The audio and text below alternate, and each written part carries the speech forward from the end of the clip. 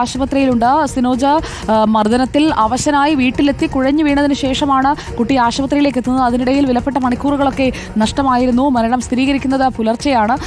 ഇപ്പോൾ ആശുപത്രിയിൽ നിന്ന് നമുക്ക് ലഭിക്കുന്ന വിവരങ്ങൾ എന്തൊക്കെയാണ്? സുജയ പാർവതി, പോസ്റ്റ്മോർട്ടം നടപടികൾ അല്പസമയത്തിനകം തന്നെ പൂർത്തിയാകും. അതിനുശേഷം മൃതദേഹം ബന്ധുക്കൾക്ക് കൈമാറും.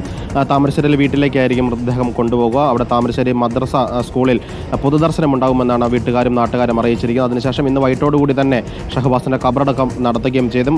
അല്പസമയം മുൻപാണ് വിദ്യാഭ്യാസ വകുപ്പിലെ ഉദ്യോഗസ്ഥരും ഒപ്പം ഷഹബാസിന്റെ സ്കൂളിലെ PTA ഭാരവാഹികളൊക്കെ തന്നെ ഇവിടെ എത്തിയിരുന്നു. അവർ പറയുന്നത്, വിദ്യാഭ്യാസ വകുപ്പിലെ DD ഉൾപ്പെടെയുള്ള ഉദ്യോഗസ്ഥരാണ് ഇവിടെ എത്തിയത്. അവർ പറയുന്നത് ട്യൂഷൻ സെന്റർ ആയതുകൊണ്ട് തന്നെ അവർക്കൊരു പരിമിതിയുണ്ട്, അതിനകത്ത് ഇടപെടുന്നതിന് പരിമിതിയുണ്ട്. ആ കാര്യങ്ങൾ ചൂണ്ടിക്കാണിച്ചുകൊണ്ടും വിദ്യാഭ്യാസ വകുപ്പ് മന്ത്രിക്ക് റിപ്പോർട്ട് നൽകിയെന്നാണ് DD പറഞ്ഞിരിക്കുന്നത്.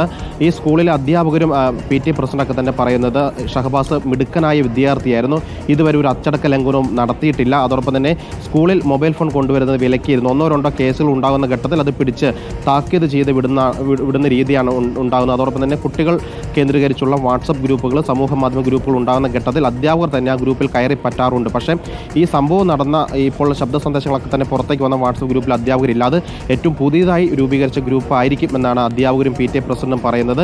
ഇതിന് മുൻപ് അങ്ങനെ ഗ്രൂപ്പ് തുടങ്ങിയ ഘട്ടത്തിലൊക്കെ തന്നെ PTA തന്നെ ഇടപെട്ട് അതൊക്കെ തന്നെ ഡിലീറ്റ് ആക്കിപ്പിച്ചിട്ടുണ്ട് എന്നാണ് അധ്യാപകരൊക്കെ തന്നെ പറയുന്നത്. പക്ഷേ ഇത് ദൗർഭാഗ്യകരമായ ഒരു സംഭവമായി പോയി. ഇതിനെതിരെ നടപടി ഉണ്ടാകും. വിദ്യാർത്ഥികൾക്കെതിരെ, അതായത് ഷഹബാസിന്റെ സ്കൂളിൽ ഉള്ള വിദ്യാർത്ഥികൾക്കെതിരെ വീഴ്ച പറ്റിയിട്ടുണ്ടെങ്കിൽ അതിനെതിരെയും നടപടി ഉണ്ടാകുമെന്നാണ് PTA പ്രസിഡന്റ് പറഞ്ഞിരിക്കുന്നത്. ഏതായാലും പോലീസ് അന്വേഷണത്തിൽ കുടുംബം ഇതുവരെ തൃപ്തി രേഖപ്പെടുത്തിയിട്ടുണ്ട്. അതോടൊപ്പം തന്നെ ഈ 5 കുട്ടികൾ നിലവിൽ ഉണ്ട്. ആ പ്രതികളെ 5 കുട്ടികൾ രക്ഷിതാക്കളും ചില ആളുകൾ ഇതുപോലുള്ള ക്രിമിനൽ ആക്ടിവിറ്റിയിൽ ഇടപെടുന്നതാണ് തരത്തിലുള്ള ഒരു ആരോപണം കുടുംബം അന്വേഷിച്ചിരുന്നു. ആ കാര്യങ്ങൾ കൂടി പരിശോധിച്ചു വരികയാണ്. ഷഹബാസിന്റെ മരണത്തിൽ നടുങ്ങി നിൽക്കുകയാണ് കേരളമാകെ.